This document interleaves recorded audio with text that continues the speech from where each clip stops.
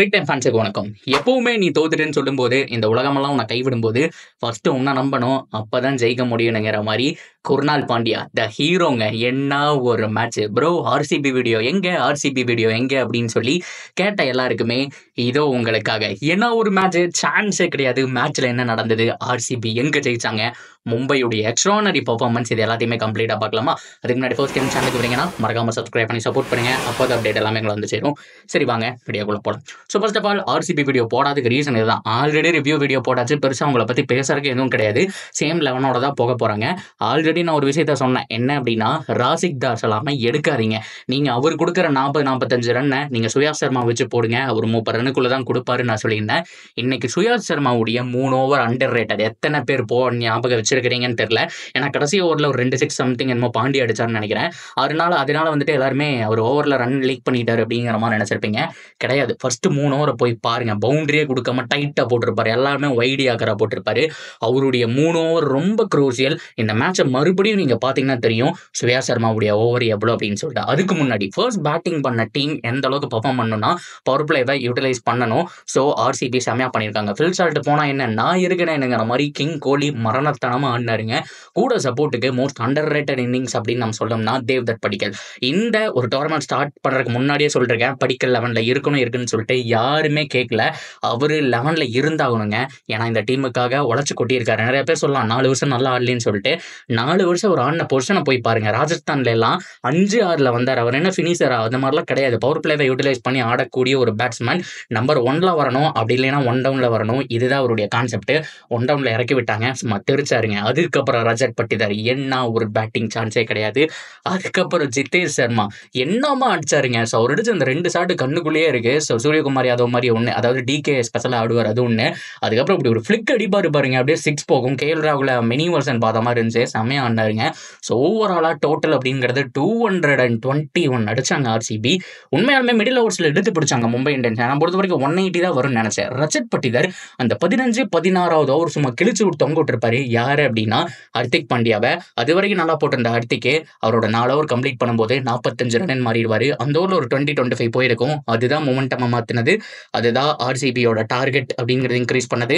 அதுதான் 200க்குள்ள வர வேண்டிய டார்கெட்டை 200க்குள்ள போய் மும்பையை தோக்கடிச்சதுன்னு நான் சொல்லுவேன். இதுக்கப்புறம் பேட்டிங் வந்த மும்பை இந்தியன்ஸ் அவங்க கிட்ட கிளியர் இன்டென்ட் கிடைச்சது. ரோஹித் சர்மா நின்று இருந்தாருன்னா பொழந்திருப்பாரு, அந்த மாதிரியான ஃபார்மில் இருந்தாரு. ஆனா லெஃப்ட் ஹேண்ட் பேசருக்கு எதிராக அவருக்கு ஏகப்பட்ட ஸ்ட்ரகிள் இருக்கு. இன்டர்நேஷனலா இருந்தாலும் சரி, ஐபிஎல் இருந்தாலும் சரி, பல தடவை அவுட் ஆயிருக்காரு. இந்த சீசனுடைய ஃபர்ஸ்ட் மேட்ச் பார்த்துருப்பீங்க, 4 பால் கலீல் அகமது தடவி கேட்ச் கொடுத்துட்டு போவாரு. அண்ட் எகைன் பார்த்தோம் அப்படின்னா 2 பால் வெளியில போடுவார். யஷ் தயால் பிரிச்சிருப்பாரு. 3வது பால் நச்சுன்னு உள்ள வச்ச உடனே போல்ட் ஆகிட்டு போயிடுவாரு. ஸோ அதுக்கப்புறம் ரியான் ரிக்கல்டன், ஸோ அவர் செம்மையா ஒரு 3-4 4-4 அடிச்ச மாதிரி இருந்தது. 17 ரன்னுக்கு அவுட். அண்ட் வில் ஜாக்ஸ் ஓரளவுக்கு செட்டில் பண்ணி கொடுப்பாருன்னு பார்த்தா 22க்கு அவுட். ஸோ அதுக்கப்புறம் சூரியகுமார் யாதவ் சுத்தமாக பேட்டில் படவே இல்லைங்க. அவரெல்லாம் நிறைய பால் சாப்பிட்டாருன்னு நான் சொல்லுவேன். ஏன்னா 24 பால் சம்திங் பிடிச்சி 25-26 தான் அடிச்சாரு. ஸோ அதெல்லாம் கொஞ்சம் 10 பால் 15 பால்ல வந்துருச்சுன்னா மும்பை மேக்ஸிமம் வின் பண்ணிடலாம்.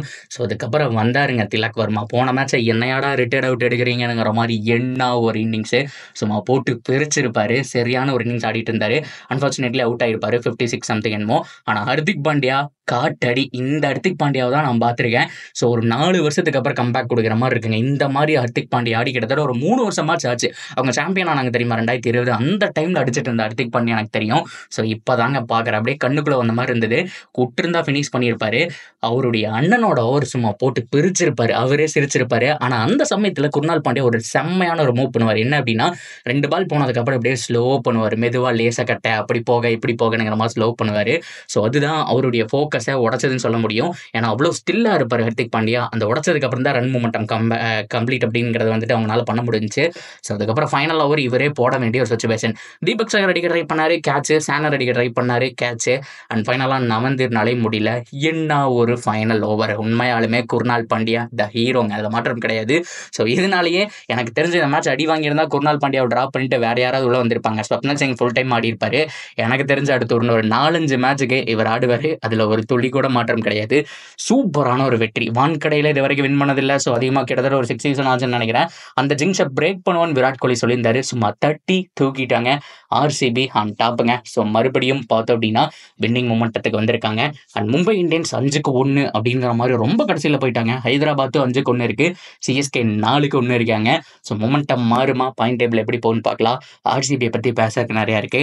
இது இன்னும் ஃபுல்லாக போகும் அப்படிங்கிறதுனால இதோட கட் பண்ணிட்டு போகிறேன்.